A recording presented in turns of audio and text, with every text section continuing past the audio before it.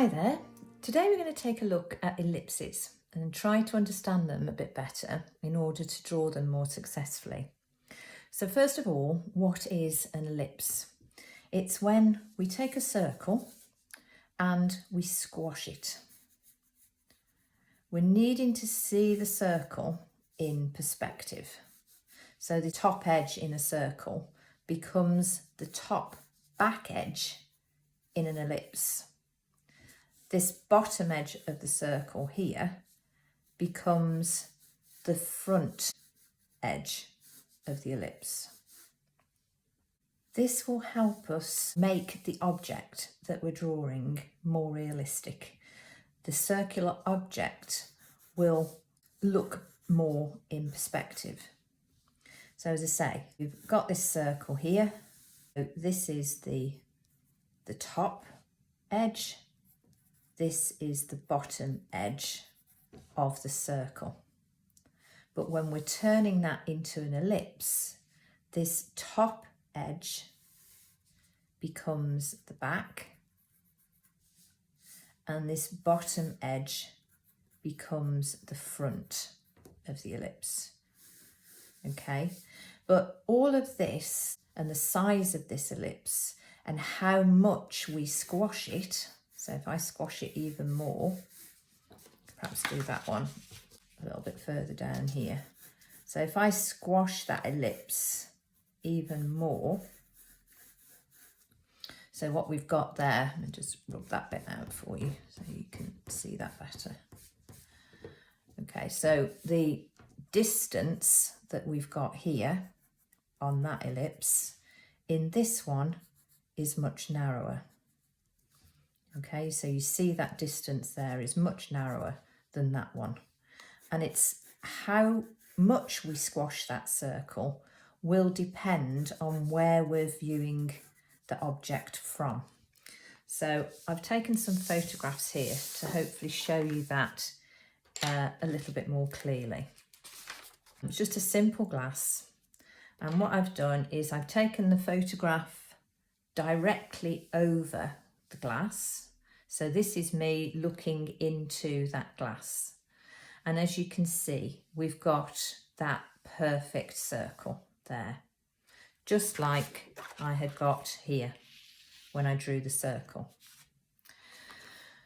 But as I start to change my viewpoint and I start to take photographs or look at this glass from more of a side angle, so my viewpoint is coming over and it's coming down into looking more at the side of the glass here, we can start to see how that circle starts to be squashed.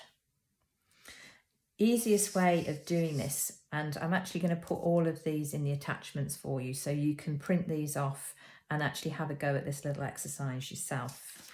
But if you take a piece of tracing paper and just lay it over the printout and then draw over the top with a different coloured pen just the ellipses, and you'll start to see how it changes, how that distance becomes closer the more you view the glass from the side.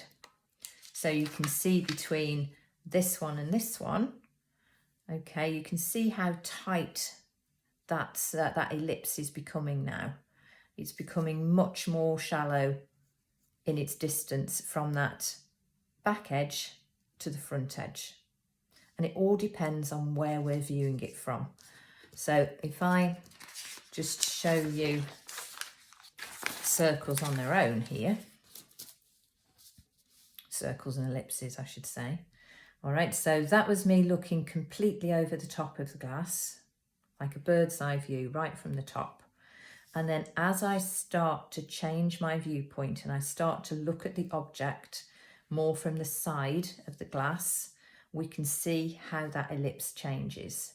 So that top edge of the circle here becomes the back edge of the ellipse. The bottom of the circle becomes the front edge of the ellipse.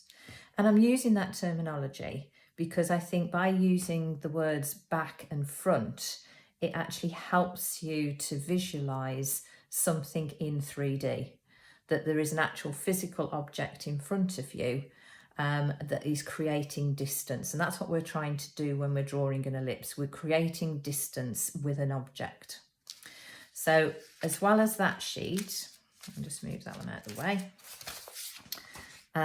I've also then taken it a little bit further. So on this first one, we were over the top, working our way down with the view. So we're looking at the glass from the side.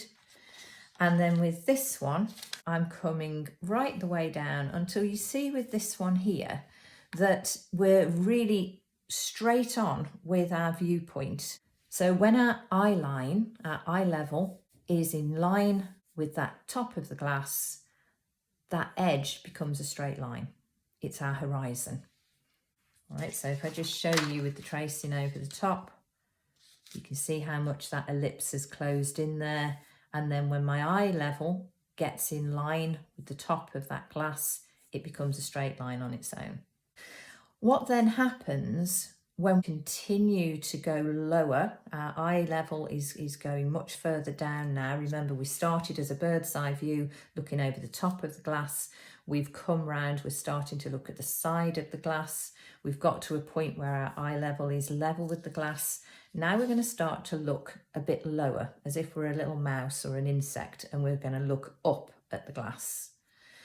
The ellipse is still there, but it's this back edge now of the ellipse that becomes lower.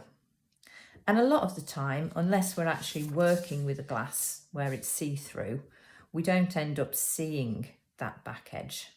If it's a cup or a vase, we don't, as I say, unless it's clear, we don't end up seeing this back edge at all. It's normally a solid object, isn't it?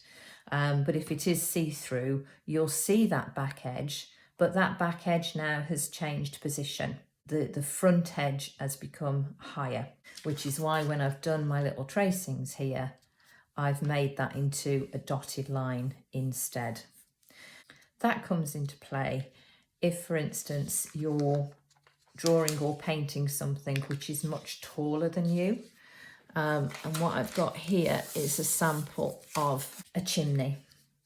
Okay, so you can see here with this chimney that the ellipse, what we were just talking about, that front edge there, that front edge now is much taller than us. We're not seeing that back edge at all. It's still behind the brickwork there. So anything that is above us is going to have this curvature that goes higher. Okay, so that curvature is higher because that object is above us. But if the curvature is low, so it's lower than us, we're looking above it, that curvature comes down. Now, that all might sound a little bit confusing, but I think going through these little exercises that I've set for you in this lesson will help you to understand what's happening with that ellipse. And I think when you understand what's happening with it, then it's going to make it much more understandable when you come to draw something. So this is the second lot that we've got here that I showed you, just that eye level. We're starting to get lower now, so I'm much lower with my viewpoint. All right, so there again, if you print these ones out and then use a piece of tracing paper, trace over the top of the ellipses, and hopefully you'll start to understand how they appear visually. Okay, so that's the first little exercise you can do. The other exercise then is to put this into practice with some other still life pictures. So I have actually printed out here a number of different photographs. These are all from Unsplash. So you've got a whole set of different types of ellipses here on different sorts of objects. And again, I think you don't have to print them all out, but perhaps if you just print one page out or a couple of pages out. And what I would suggest to you is to take a piece of tracing paper, place it over the top, and then once again, just draw yourself some outlines on here. Really start to understand what's happening with these ellipses. I've just used a normal black marker for the other parts of the picture, but I've used a red marker for the ellipses and the circles. And this helps you to actually see the ellipses stand out a bit more. So if I turn that over so you can see those more clearly. Hopefully that now this relates to those first pictures that I showed you, how by squashing that circle, obviously this one's on an angle, as is this one, but you can see that it depends on your viewpoint, where you're viewing the object from, that will depend on how much you squash that circle. So here we've got items of fruit, we've got the chimney there, so the curvature goes up. All right, we're not seeing inside it because we're not tall enough. And then you also get ellipses on the side. So things like tyres and wheels and even arches in bridges. When we're looking at it straight on, it's circular. But then when we turn the object to the side, we start to get those ellipses appearing again. So let's just have a little look at these other ones that I've done for you. Okay, so we've got different sorts of ellipses here, these ones on the side. This object here is further back, so the ellipse is becoming much narrower. That's helping to suggest distance in the picture and perspective. This one's nearer to us, so it's a little bit more open. And then the ellipse of the saucer here, or the plate, that's much wider. Here we've got ellipses that, yes, okay, that has protruded out there into the actual lip of the jug, but we're still dealing with an ellipse for most of that shape.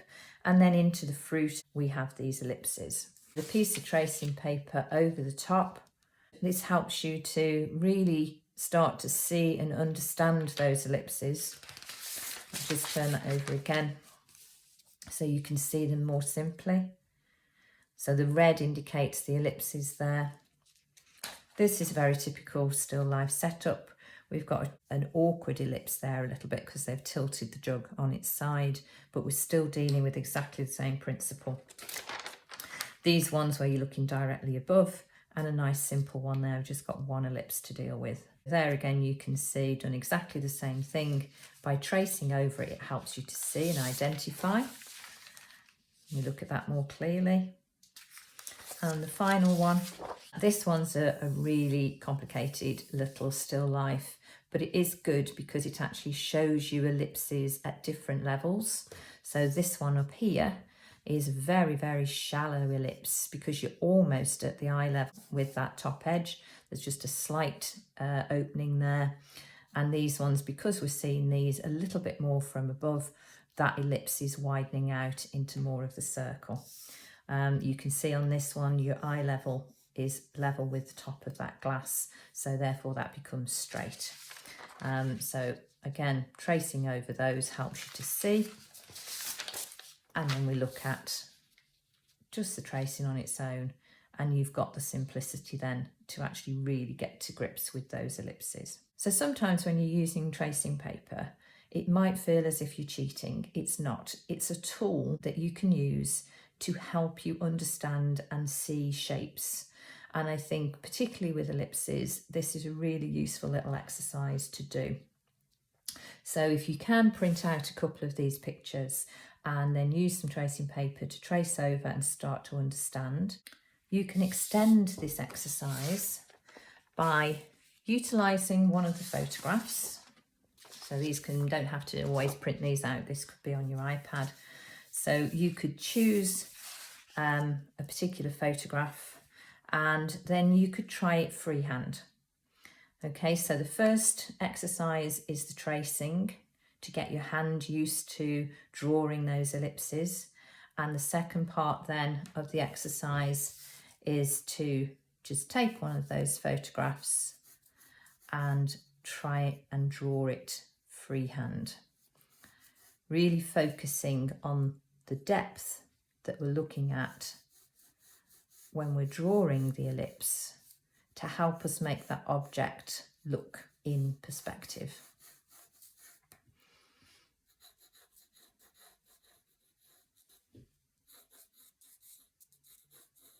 You can use whatever construction lines you need to help you.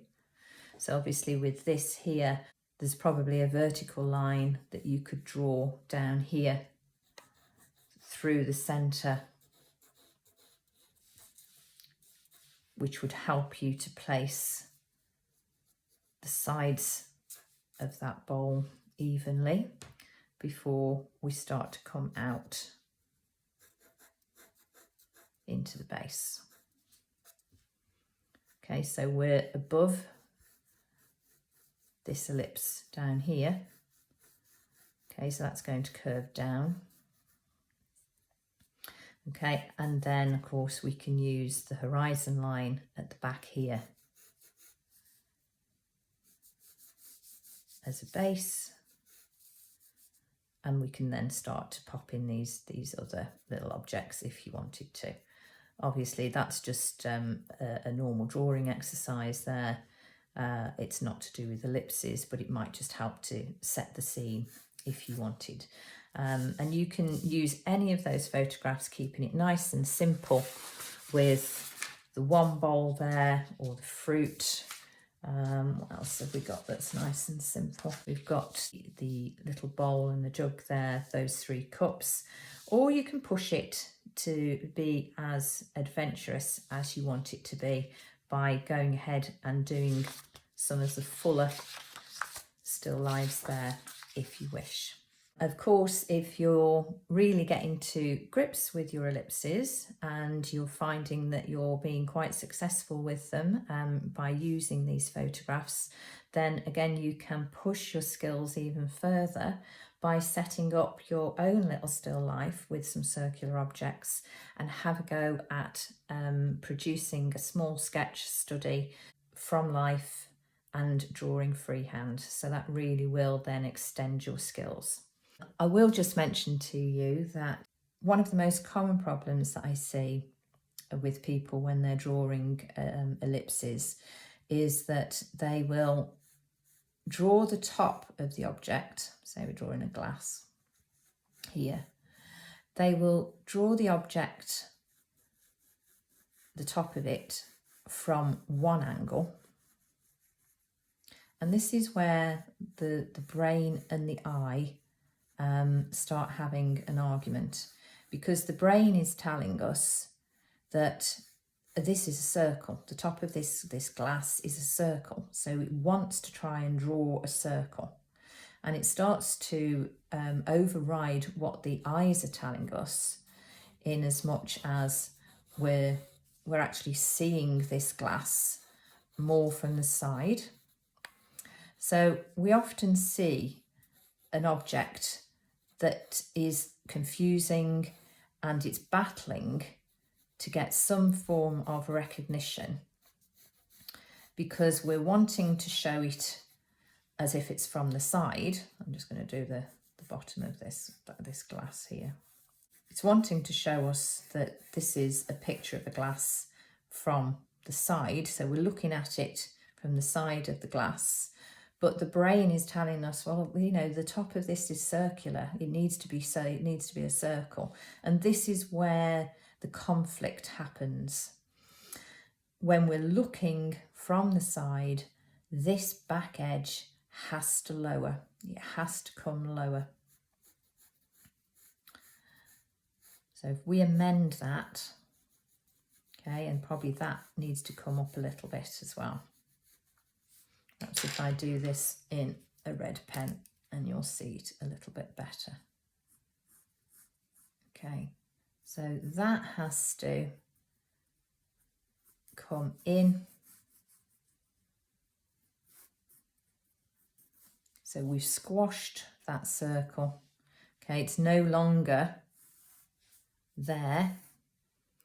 Okay, we have brought it in and made that distance between the back edge and the front edge narrower.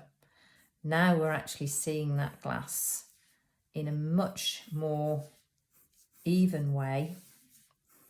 So we're seeing the side of it, we're understanding that this is the top of the glass, but that back edge is a little bit further back in the distance. So we're going to squash that circle down. And then the same thing happens with the base. All right, the brain is wanting to look more above, but the eyes are showing us that that ellipse there is narrower. Okay, so that becomes a much narrower base. We're taking two horizontals across there. Okay, that becomes a much narrower distance than we had to start with. Okay, so we're squashing that circle. Okay, so I hope that's helped you to understand ellipses a little bit more, and hopefully by practicing some of those exercises it will help you to improve your drawing of them. Okay, so I'll see you again next time. Bye for now.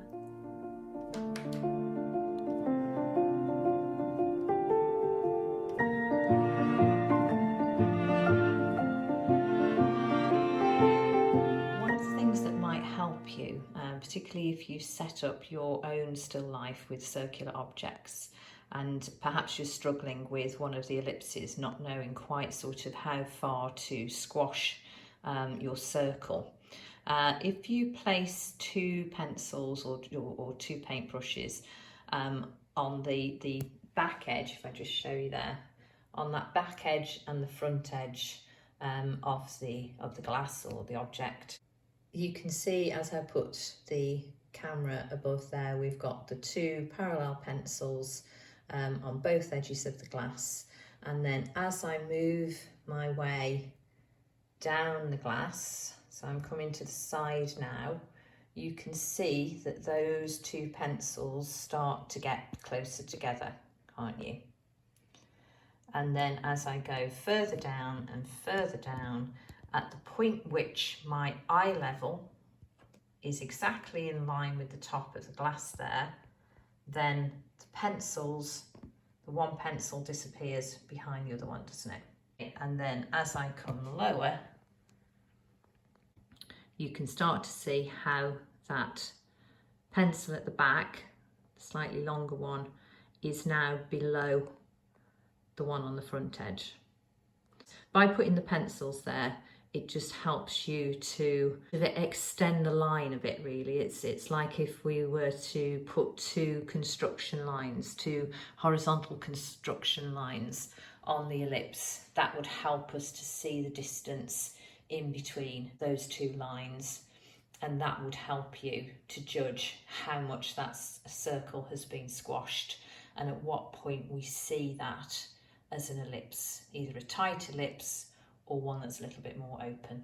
Okay, so I hope that's been useful for you.